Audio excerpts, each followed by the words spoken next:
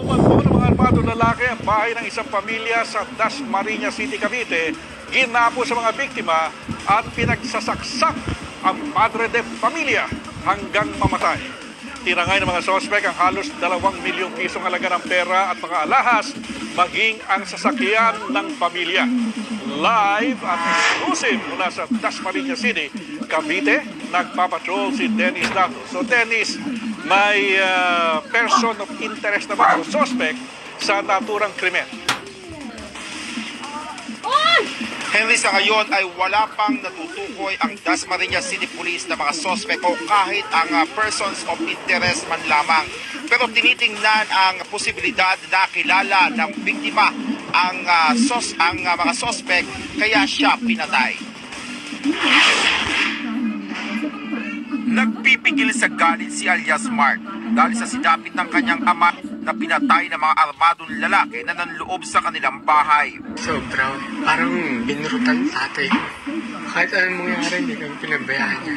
Kahit nagkaapo agad sila sa amin, pinagawan kami ng bahay niya. Pasado alas 2 na madaling araw nitong Lunes, nang pasuking ng 3 lalaki na nakatakip ang mukha at armado ng baril ang kanilang bahay sa barangay Burol Main sa Dasmariñas City, Cavite.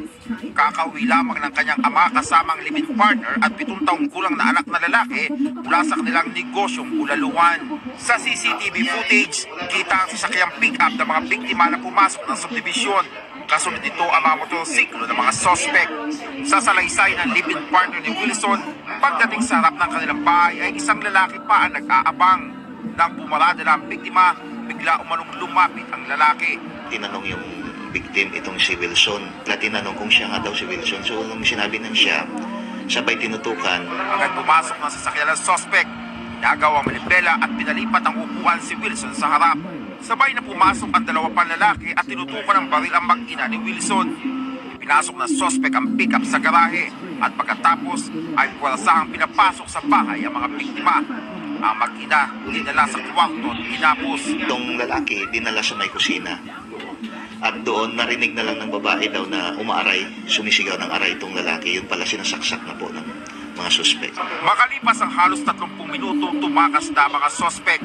Tangayan tinatayang 1.8 million pesos sa halaga ng pera at mga alahas. Tinangay din pati ang pick-up ng biktima. Naiwang tad-tad ng saksak si Wilson. Huling nakita sa CCTV ang pick-up at ang 2 motorsiklo ng mga suspect sa bahagi ng salitran. Ongoing po yung yung backtracking ng mga CCTV. Hindi pa natin ma-determine kung ano po yung grupo na to.